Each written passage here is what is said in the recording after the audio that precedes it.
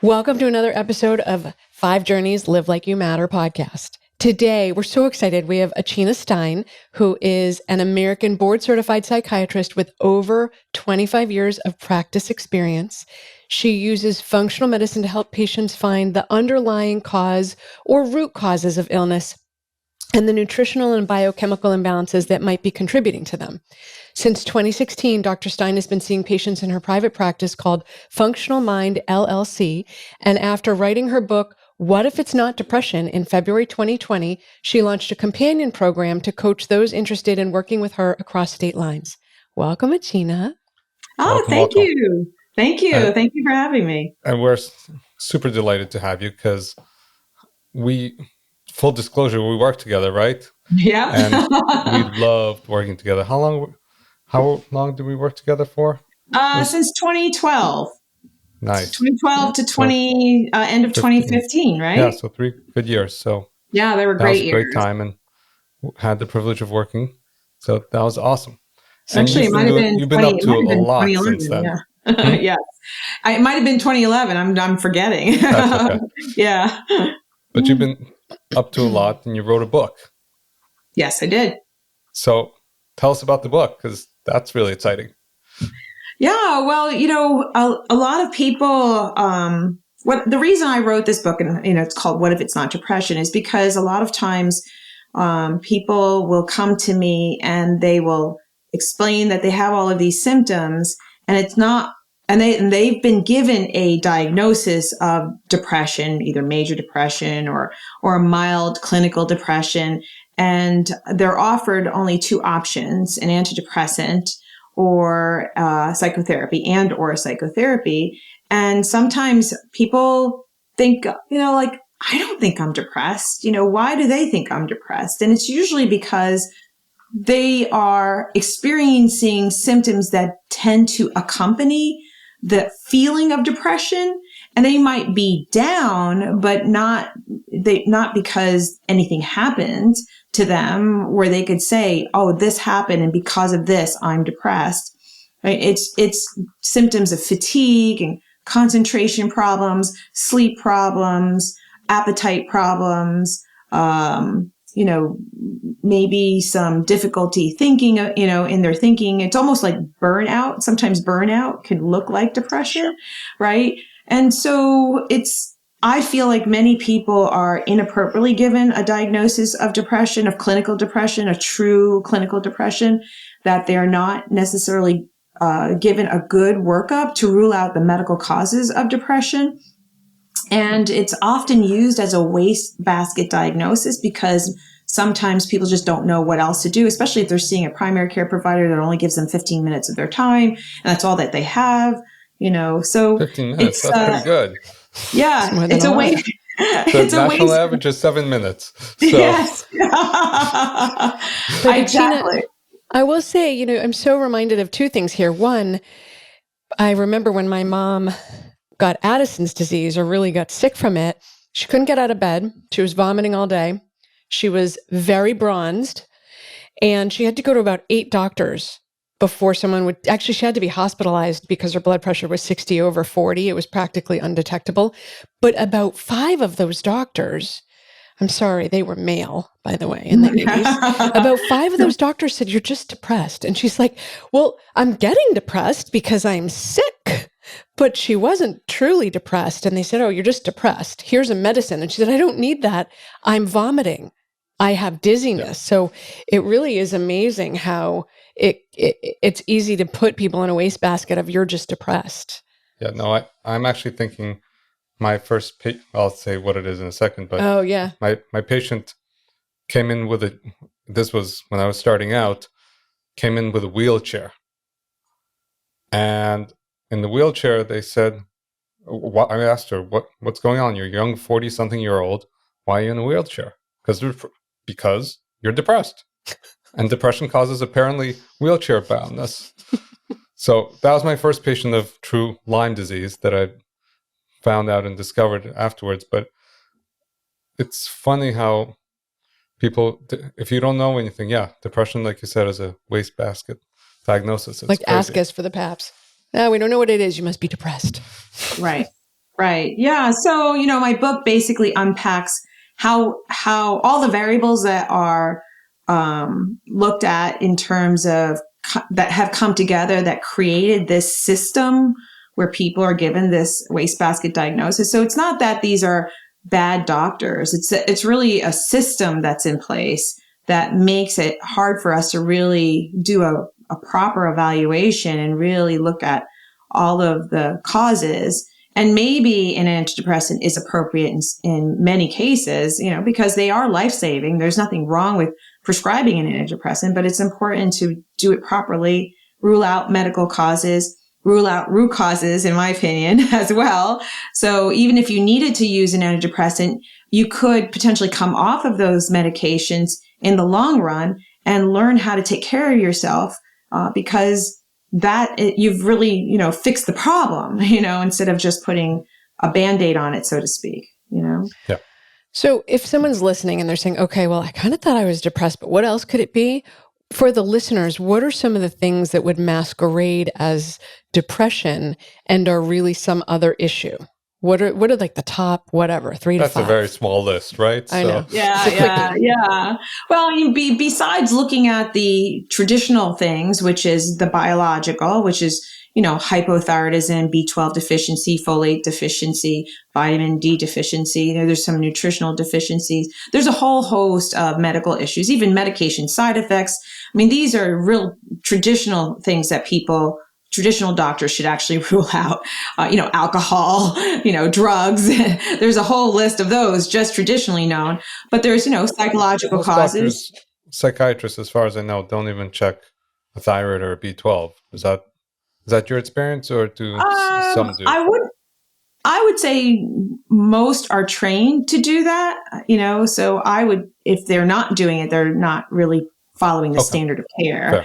But I wonder how many PCPs or pediatricians or internal medicine doctors or other medical professionals are actually doing that, because sometimes what happens, and this is part of where people fall through the cracks, that the PCP thinks the psychiatrist will do, and the psychiatrist will think that the PCP did it, and not really collaborate and find out for sure. I get a lot of patients after they've seen multiple doctors and no one's done blood work, so that happens, but but it is the standard of care. It's to make sure at least the basic panels are done.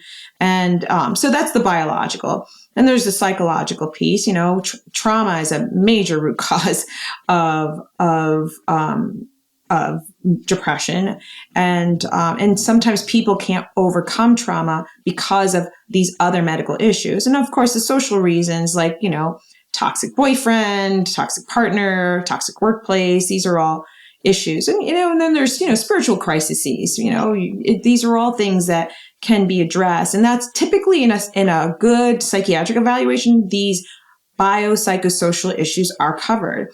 But then there's the functional piece, and really looking at the physiology of the body and sort of looking at where is the breakdown in terms of the supply chain, from so there's foods, right?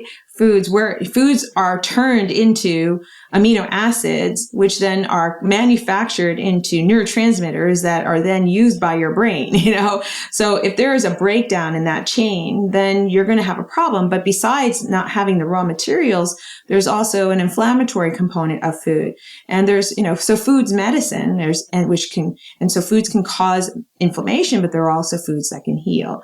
And there's chronic infections.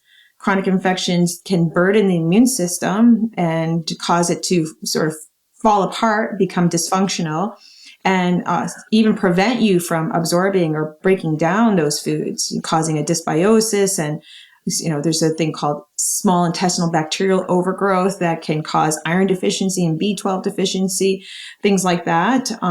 So there's lots of chronic infections. There's foods, infections, toxins. We're surrounded by toxins, and we put toxins in our body, on our body. We breathe in toxins. So all of those things. We just wrote a book about that, actually. Yeah, you did, didn't you? And stress. Stress is a big one. So stress is huge. And a lot of people don't even realize that they're even under stress. Those Energizer bunny moms that, are jack of all trades, taking care of the parents, taking care of their kids, working full time, right? And they don't even know that they're under stress until things kind of fall apart, where 2 or 3 things come together, causing them to sort of tip. And all of those affect our hormones, right? So, yeah, our hormones, particularly cortisol hormone, can really be destructive over time, especially if it starts young in childhood from the stress caused by, any kind of childhood abuse or adverse effects during childhood. So that's that in a nutshell, right? At least those 5 things. I have one comment and one question. One comment is, unless I missed it, you didn't talk about sleep, because I know I was a raving lunatic when I did not sleep, and I was practically clinically. And things are better though. Top 10 things not to say to your wife. That is one of them. So anyway, sleep is one. And then can you say a little more about infections? Because you mentioned gut infections, but I know a lot of people with Lyme or any of the co-infections will appear anxious or depressed, particularly for children. And yet the depression isn't the problem, it's the Lyme or the co-infection that's the problem. What other infections are you seeing that mimic or show up as depression?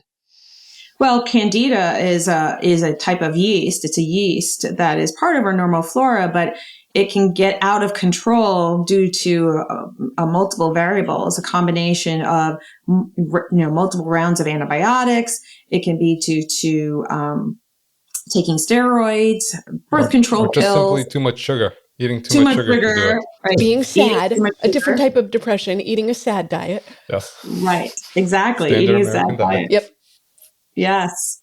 So yeah, the standard American diet is full of processed foods and sugar is definitely poison to your body in so many ways, not just your brain.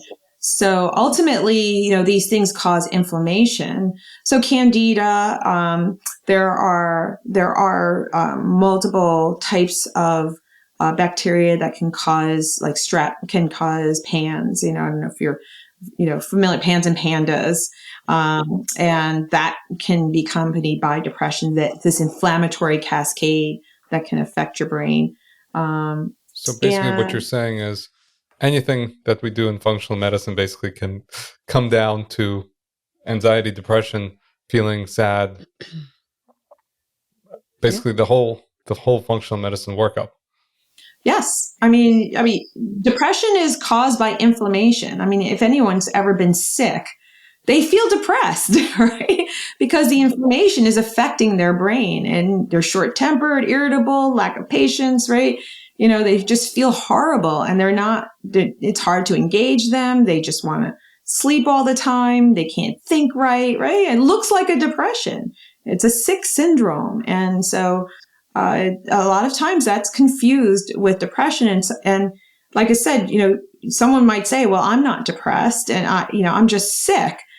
And well, I don't know what it is. So it must be depression. It's almost like the default thing. That's what you have, because they don't know what else it could be. And it does take a certain amount of training to really look at root causes. So, I guess for me, it comes down to, so like depression, IBS, irritable bowel syndrome, is one of those junk diagnoses. Or we can't figure it out what it is, and that's what we call it. I was going to ask this later, but it's in my mind, so I'm going to ask, is there any movement? You're awesome, obviously, and there's only one of you, and there's a lot of psychiatrists out there. Is there any movement to bring what you're talking about to a broader audience, to physicians? Are physicians starting to embrace this? Or is this really, you're so unique? Well, there are a number of functional psychiatrists. We not call ourselves functional psychiatrists. And believe it or not, the American Psychiatric Association does have an integrative psychiatry caucus. And we do come together and have lectures every month. In fact, I'm giving a lecture, I think it's in April of 2022. about the root causes of depression or and anxiety due to autoimmune disorders specifically.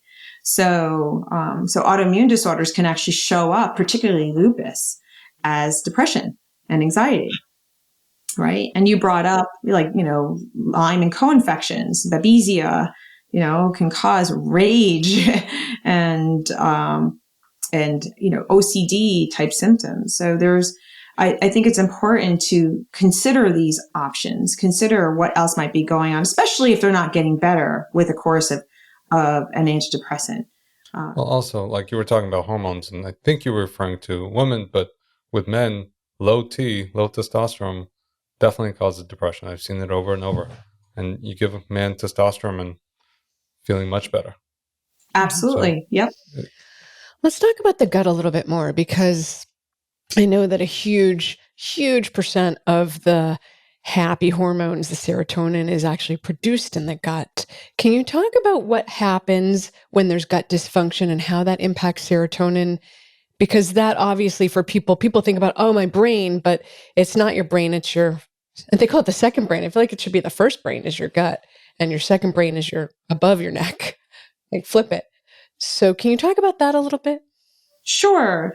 So, serotonin is made from amino acids, as well as all of the other neurotransmitters. And all of the neurotransmitters are made in your gut. And it's basically your microbiome, which is the gut bacteria that manufactures the serotonin and basically, constructs them. 70% of the neurotransmitters are made in, especially serotonin is made in the microbiome, by the microbiome in the gut that your brain needs. And we don't know the exact science, but that information is transmitted to the brain with the vagus nerve, through the vagus nerve.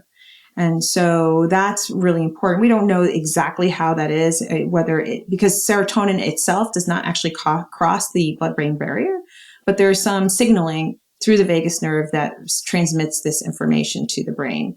And so that's it in a nutshell. That's so cool. You think about it, like your vagus nerve is bathing in either you're good or you're not good. And you're going to have symptoms as a result. And it's it's really the cool. vagus nerve it's amazing. I mean, it starts in the brainstem and goes all the way down to the tip of your coccyx and basically innervates every single organ in your body. So, and it's a major nerve that is connected to your autonomic nervous system and regulates so many processes, but particularly well known is the sympathetic and parasympathetic drive. And the sympathetic drive is your fight flight drive, where, when you're fight, flight, freeze and faint, when you're being threatened on some level. And the parasympathetic system, it has to do with rest and digest. And so you really need to be at rest to digest, but also to sleep and repair. It's important to be able to be in that state in order to repair, particularly during sleep time, as you probably know, right? Yeah. So I was thinking when you were talking about serotonin, so let's talk about, or at least I'm curious about, you can talk about, because I was thinking, okay, this is why we give people sometimes 5-HTP that converts into serotonin. And it also sometimes gives you diarrhea because the guts, for some people, it's irritable, makes people irritable, gut irritable. Is there between like 5-HTP, GABA, SAMI, all those fun things, if we're going to take a more Western approach, I guess, to this as opposed to a root cause approach, is there any favorite things that you use, any supplements or recommendations you have that's before you go on to antidepressants that you can try that's more, okay, I have depression. And when I say Western, I'm thinking, okay, depression equals these supplements or medications, and this disease equals that depression. Now, neither one of us do it that way, but there is sometimes used for that kind of, there's a role. Like a linear thought process. Yeah, there's a role for A that. to B. Absolutely. So I mean, as you know, to do this approach of lifestyle and dietary changes, you do have to be able to function enough, right? I mean, if you have someone who's bedbound or can't get out of bed, can't focus, can't concentrate, is exhausted, they're not going to be able to do this work. So you have to be almost well enough to do the work, organized enough to do this work. So, and if they have a history in particular of having sensitivity to certain medications, it's much better to use supplements that are a lower volume, so to speak, of addressing neurotransmitters balances, to balance. And I hate to use the word balance because, we don't really know, like it's already been disproven that a chemical imbalance in the brain does not exist, but because it changes from day to day based on our thoughts, our feelings, and that whole hypothesis of a chemical imbalance has been disproven. So I try to stay away from those words, but it's kind of hard to describe what it is that we're doing. Towards that, because that's actually really important, because I still think people have that model very much. It's very much ingrained in society that if I'm depressed, I have a chemical imbalance, and I need something. And we know just raising our arms up will change our mood. It's not just chemistry. Of course, that's part of it, but it's not the whole thing. It's not the whole thing. There's so many variables and it's constantly changing. That doesn't mean to say that, boosting it a little bit. It's just that we don't even know what we're doing when we're trying things to see, like when it comes to these antidepressants, we don't really know how they're working. And so that's why people can have reactions and side effects, adverse reactions, because every person has a different, compilation of neurotransmitters in their brain. Like I said, it's constantly changing, that, it's never going to be perfect. And so using the supplements like 5-HTP and tyrosine and tryptophan and GABA, it's like turning down the volume, so to speak. And you can use it, them based on symptomatology, by doing quizzes, but you're still trying it, and it's like, okay, let's see how that goes, as opposed to, it's helpful to use these, supplements to help people feel better so that they can do the work, but it's not necessarily a permanent thing. It's actually better to eat foods that provide these very same, supplements through food, like, tryptophan is turkey, eating carbs, is serotonin. So there's lots of things that you can do through food to help someone feel better. But then by using the supplements, you can get a little bit more of a boost than compared to food, but not such a big boost as compared to antidepressants. So where would you start with someone who feels truly crappy and is having a hard time functioning? Are you starting with the supplements to take the edge off? Are you starting with the food? How long do these things take? I know that was a lot to unpack in that. Yeah. So, I usually start with food, because you can see a huge difference just by changing the diet. Huge difference, because just by removing sugar and processed foods and adding fats and protein, and making sure that digestion is online, within a month, you can feel so much better. So I feel like that is the biggest bang for your buck, I guess, for your time, and then if that doesn't work within the first month, then I start adding some supplements. And I usually start with 5-HTP if someone's having trouble sleeping at night, or tryptophan. It depends on the person. GABA is great also for sleep and anxiety. So GABA would be more for anxiety, and tryptophan and 5-HTP would be for depression. I like to use inositol for anxiety and OCD type symptoms. And are you using lithium at all? Sometimes I do. Yeah, I use lithium for, low dose lithium. Yeah, and let's just stop and make sure. I was just thinking, I want to clarify. We're all talking about the same thing. So there's lithium carbonate. Lithium orotate. Right. So lithium carbonate is a medication. We're not talking about that. We're talking about the naturally occurring lithium orotate that's found sometimes in groundwater and has shown to sometimes help stabilize people's mood, less ups and downs and things like that.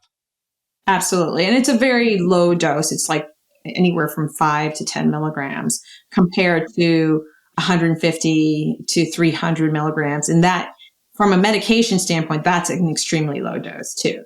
So yeah, so elemental, the average dose for bipolar disorder, for example, would be anywhere from 900 to 1200 milligrams, sometimes even 1500. I didn't realize it was that high. Wow. Oh yeah. That's huge.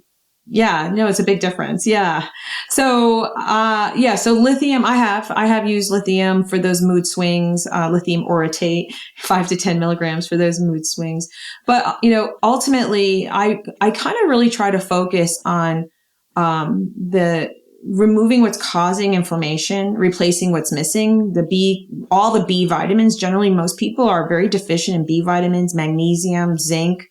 And it's usually copper is really high. So adding zinc will bring copper down, getting the detox pathways open. So I really focus deep dive into the root causes, and most people feel better within a couple months. So by the time you start an antidepressant, the average SSRI takes 6 to 8 weeks to have an impact. And that's at therapeutic doses. So I feel people can get so much better just by doing the root causes, like as I just explained, so much faster and than on an antidepressant. So why wait? I mean, if you start an antidepressant, that's fine too, but why wait for it to work when you can do these other things? And if it works, it works. And then, as you're feeling better and better and you don't change the dosage of the SSRI, you can gain the confidence that it's the work that you put into it and it's not the medication. And I think it's a good idea to try, especially if a person's feeling well within 6 months, to taper and discontinue the medication, So I liken it to the same approach that if you were hit by a car, right, and had multiple broken bones and you had internal bleeding, you're going to want to be airlifted to a hospital, have surgery, have those casts put on. But you know that you're not going to go home for the rest of your life in those casts, right? So, it's just, and you're going to go to rehab. You're going to go to a rehab. The casts are going to come off. And someday you'll be walking and doing the same things that you were doing before that accident. And that would be the goal, right? Same thing with antidepressants. I think that our approach should change in that we use antidepressants to save lives, get people functioning, getting those casts on and the crutches there and get them functioning and really look for the root causes, get people back into balance by reversing those root causes as best as possible. And sometimes you're not going to be able to do the whole trick. I mean, sometimes people are in accidents and they have traumatic brain injury, right? There's going to be some long-term effects of having an accident. So, same thing with depression. You can have long-term issues like from child abuse. I mean, it's years of psychotherapy for many people. But getting to the root causes even actually helps with child abuse in terms of therapy by getting to the root causes and fixing the gut. I have found that people who were stuck in their therapy started moving forward in their therapy and getting better. So a lot of the psychosocial issues that they were going around and around and around in their therapy were finally moving forward just because they fixed their gut. So you can really fix many things by fixing the gut. That's pretty awesome. I mean, I can definitely say that in my practice, at least, I work really hard, first, not to put people on, but second, to slowly try to take them off. And there's definitely a population of people that just can't seem to get off, or they have too many side effects. And when they taper, even if they taper over 6 to 12 months, which is just really ridiculously slow, they still having side effects. And a lot of times those people in a year or two are begging to come back on because they just can't do it. Is there any tricks or any magic that you have for those people that just can't seem to, they've been on antidepressants for a long time and they have too many side effects coming off and they just don't feel right when they come off? Yeah. So, there might be some people who will just need to be on medications, long term. So there's going to be certain things, like I said, traumatic brain injury, child abuse history, and that aren't necessarily resolvable in a snap. And it's going to take years of working on those things. So I think it's a matter of allowing that if that's the case, if you've worked with them for 2-3 years and made attempts to come off, sometimes you just have to settle with, maybe this is just the right combination, that I just need to be on medication. And maybe someday down the line, especially if they've been working with someone for years, that there'll be a change where they make a shift, and it's different for everyone. It kind of just depends on the person and trying to look for all of those root causes. I mean, there's some long-term effects from having Lyme's disease, right? There's long-term effects of having an autoimmune disease. So there's going to be certain things that cause inflammation in the body that we're not going to be able to make go away completely. So I have had patients who've come to me on 5 or 6 medications, believe it or not, there's a lot of medications, and I've been able to taper them down to 1, and that's a huge win when you look at the relative improvement. So can we talk about expectation management? Because I think that's that's what people expect is going to drive their satisfaction with their where they wind up. So when you talk about depression, I think there are different categories. So people who you've already alluded to, there's a group of people who they can't get off medication, but you want to optimize them within that realm. But then for people who are able to get off medication or avoid medication, is the language you're using that you've resolved the depression, or simply that it's at a lower simmer and it's no longer like stuck to their face, impacting everything they do, that it's just like, oh, sometimes my back hurts, sometimes I feel sad? Is it more in that context? You'll still have it, just less? How do you language that? It varies from person to person. So I have had patients where their depression is completely resolved.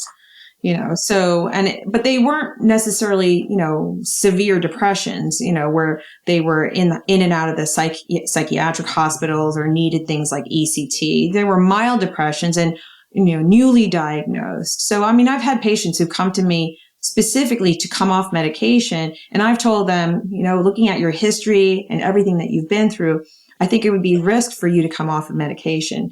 Especially if they're elderly. And again, if I don't feel like they have the capacity to do the work that is necessary, which is a lot of work, right? Of lifestyle and dietary changes, they may not have the capacity to be able to do like some people just can't exercise because of whatever disability that they have, for example. I'm forgetting your question now. How do you manage people's expectations? Do you use the language, you're going to cure this, or do you use the language, you're going to bring it down to a low simmer from a boil? I don't ever use the word cure, because I've had patients who have, so it's a management, because I've had patients who have resolved their symptoms of depression, but then lost maintenance of their habits. They get busy, they get stressed. They got human. I say you got human. Forgot to do your work. I can even speak for my own son, which is the reason I even went into functional medicine.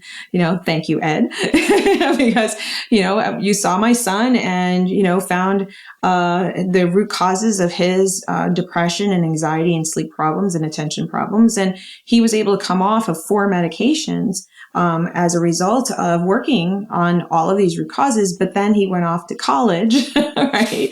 Which is stressful. College. Yes. And they're vampires and they stay up all night and they party and they're stressed out because of the papers they have to write and the exams that they have to take. And so by the time college was over, he was a mess again. But the beauty of functional medicine is that he knew exactly what he needed to do to get back on. He knew I got to go back to my diet. He knew I have to exercise. I got to get my sleep right, and not drink alcohol like all the other college students. So he was able much faster too, get back on track again. And so it does take maintaining those lifestyle changes. So I've had patients who have returned to me a year later. They feel great. And then a year later, I had a CPA, tax season, right? CPA, tax season comes on, boom, his anxiety came back. The rosacea came back. It's not just mental health symptoms. It's other symptoms too, right? Sure. It all goes together. It does. I want to know, Achina, are you using any, I'll call them even more alternative therapies? Are you doing any ketamine, or is it psilocybin? Psilocybin. Are you doing anything like that? No, I refer out. Yeah. I got too many things going on, I got to stop somewhere. So there are people who are doing ketamine therapies, and how about TMS? Are you a proponent of TMS or? Oh yeah, sure. I'm a proponent. I was going to say, for the listeners, right. asking for a friend who might not know what TMS is. It's transmagnetic stimulation. God, yes. TMS, So, I'm in Rhode Island, so, Butler Hospital is local, and so they do TMS there. There's a Dr. Linda Carpenter who does that, and, they also offer ECT if necessary. There's so many different things that can be done to resolve symptoms of clinical depressions.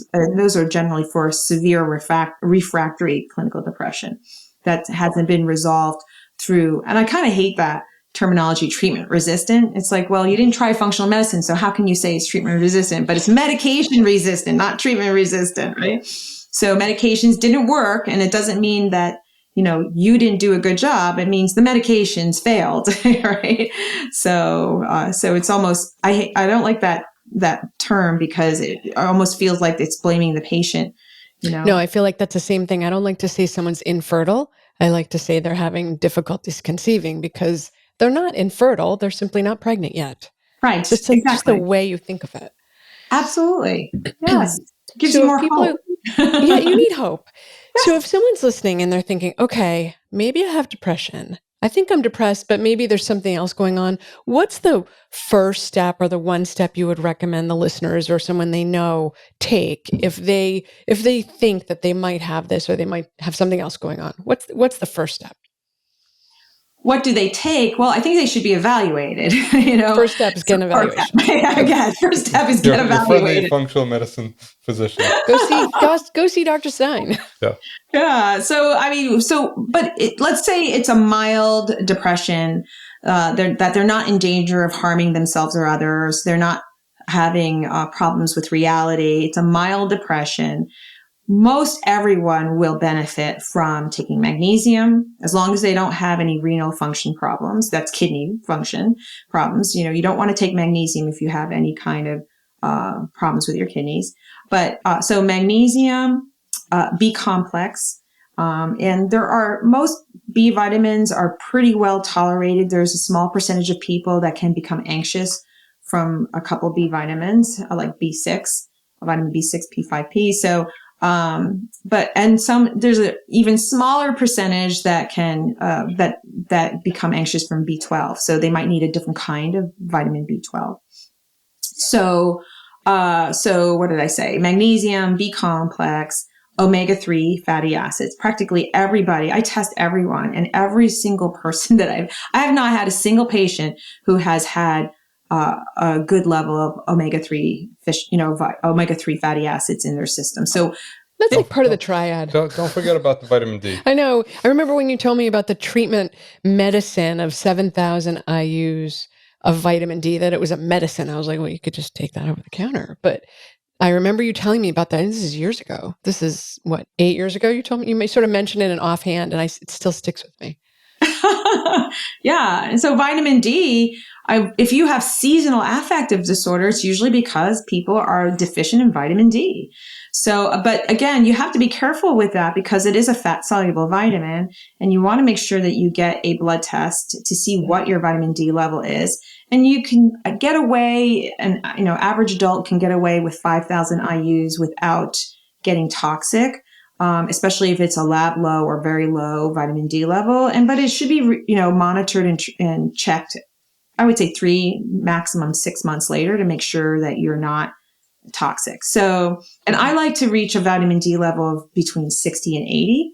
And if you have an autoimmune disease, then you want to be between 80 and 100.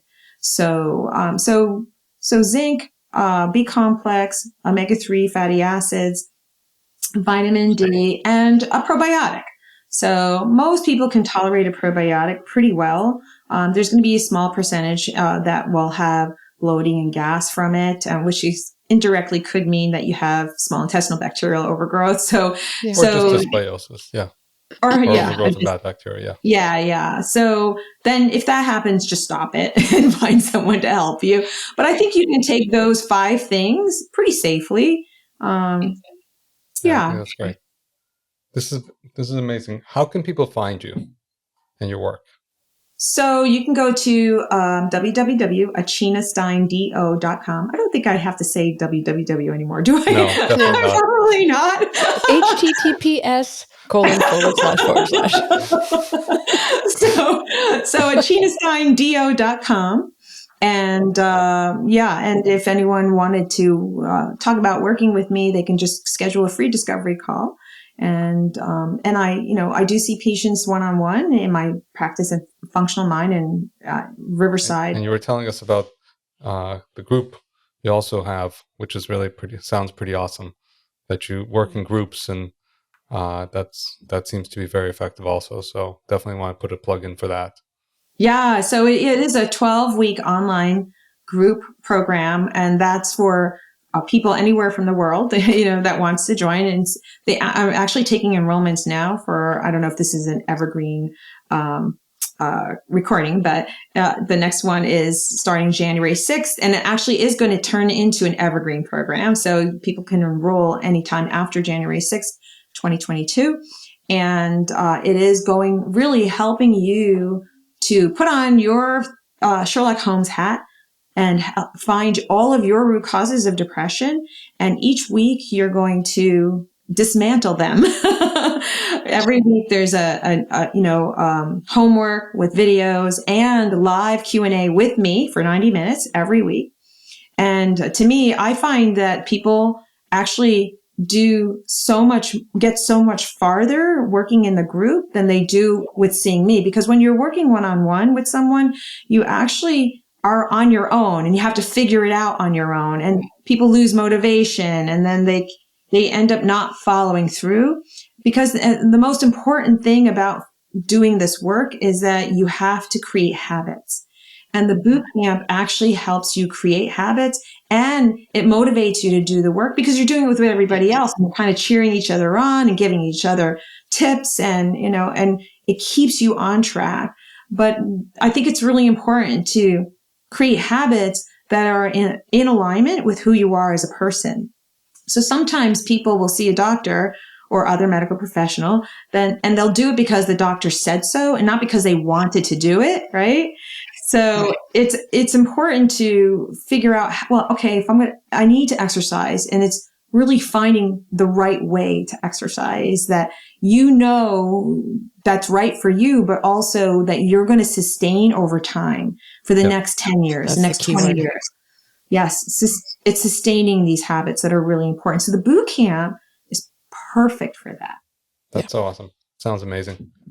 Dr. Stein, thank you so much. This has been truly a pleasure. It's our privilege to have you on.